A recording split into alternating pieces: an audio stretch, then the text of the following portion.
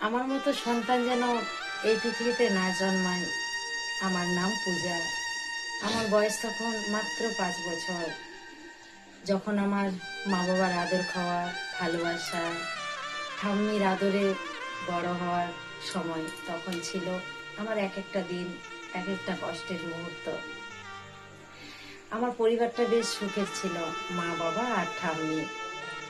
কিন্তু সেই সুখ হয়তো সহ্য হলো না। আমার বাবা মায়ের মধ্যে প্রতিটা দিন ঝগড়া, ঝামেলা, অশান্তি শুরু হতো। প্রতিদিন তাদের চলেই যেত। তখনও আমি বুঝতে পারতাম না যে তাদের অশান্তি বা ঝগড়ার কারণটা কি। এভাবে চলতে চলতে 2 মাস কেটে যায়। প্রতিটা দিন বাবা মায়ের অশান্তি লেগেই থাকতো। তারপর মা বাবাকে জানালো, আমি তোমার সাথে থাকতে পারবো না, আমার ডিভোর্স চাই। বাবাও অনেক ভেবে বলল, ঠিক আছে, প্রতিদিন অশান্তির থেকে তুমি আমায় ডিভোর্স দিয়ে দাও। মা বাবাকে ডিভোর্স দেয়, কিন্তু দুর্ভাগ্যবশত মা বলে, আমি মেয়েকে নিয়ে যেতে পারবো না, আমি মেয়েকে রাখতে পারবো না আমার কাছে। সেদিন আমার জীবনে অনেক কষ্ট হয়েছিল। তবুও ভাবলাম আমার বাবা আছে, আমার ঠাম্মি আছে। মা চলে যায় অন্য পুরুষের হাত ধরে। আমি, বাবা আর ঠাম্মি থাকি বাড়িতে। কিছুদিন পর ঠাম্মি দুনিয়া ছেড়ে চলে যায়। আবারও আমাকে একা রেখে চলে গেল। তারপর কয়েকটা মাস কেটে যায়। বাবা নতুন বিয়ে করে এলো, আবার একটা নতুন মাকে নিয়ে। কিন্তু ভাবলাম, এক মা চলে গেছে তো কি হয়েছে, আমি তো আরেক মাকে পেয়েছি। এভাবে কেটে যায় আবারও 5টা বছর। আমার বয়স তখন মাত্র 10 বছর। মা আমায়, আমি যতই মাকে সামনে, মাকে যতই ভালোবাসতাম, মাকে যতই সামনে টানতাম, মা ততই আমায় দূরে ঠেলে দিত। মা আমায় ঠিক মতো করে মেনে নিতে পারেনি, মা আমায় সহ্য করতে পারতো না। মা আমায় প্রতিটা দিনে প্রতিটা জিনিসে দোষারোপ করতো। মা আমায় ভালো জামা প্যান্ট পর্যন্ত এনে দিত না।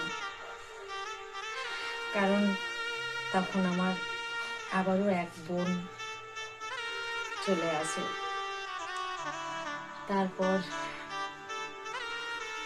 এভাবে কেটে যায় আরেকটা বছর। আমার বয়স তখন 11 বছর। তারপর হঠাৎ করে আবার মা বাবার মধ্যে ঝগড়া অশান্তি শুরু হলো। মা বলল, তোমার যদি সন্তান থাকে তাহলে আমি তোমার বাড়িতে থাকবো না,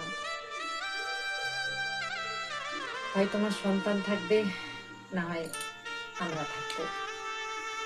আমি মনে মনে ভাবলাম, প্রতিদিন মা বাবার অশান্তি হচ্ছে, আবার মা যদি বাবাকে ছেড়ে চলে যায়, আমার বোন কিভাবে থাকবে।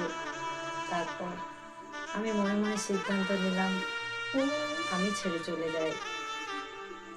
তারপর একদিন আমি হঠাৎ করে চলে আসি মা বাড়িতে। আজ আমি সবার অবহেলায় মা বাড়িতে মানুষ হচ্ছি, যেখানে আমার দাদু, দিদা কেউ নেই। মামা মামির কাছে অবহেলার পাত্র হয়ে উঠেছি।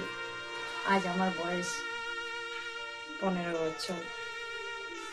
আমি কখনো কখনো আড়ালে ভীষণ কাঁদি, মনে করি আমার মতো যেন সন্তান এই পৃথিবীতে না আসে।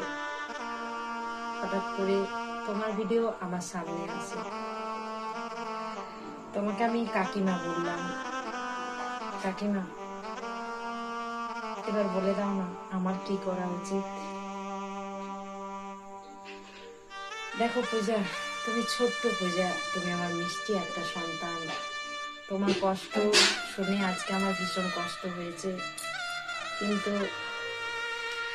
আমি বলবো তুমি লেখাপড়া শিখে নিজের পায়ে দাঁড়াও। নিজের যোগ্যতা অর্জন করো, একদিন তুমি অনেক সুখী হবে। যতগুলো মানুষ আমার এই ভিডিওটা দেখছো, পূজাকে আশীর্বাদ করবে, পূজা যেন মানুষের মতো মানুষ হয়, নিজের পায়ে দাঁড়াতে পারে, এটাই বলবো। পূজা তুমি কখনো দুঃখ পাবে না। তোমার মা ছেড়ে চলে গেছে তো কি আছে, তোমার কাছে ঈশ্বর আছে, তোমার কাছে প্রত্যেকটা মানুষের ভালোবাসা আছে। তুমি কখনো কোনোদিন চিন্তা করবে না যে মা তোমায় ছেড়ে চলে গেছে, সেই মায়ের জন্য কখনো চিন্তা করবে না। তো যারা দেখছো ভিডিওটা, একটু পূজাকে ভালোবাসা দিও। ভালো থেকো, সুস্থ থেকো।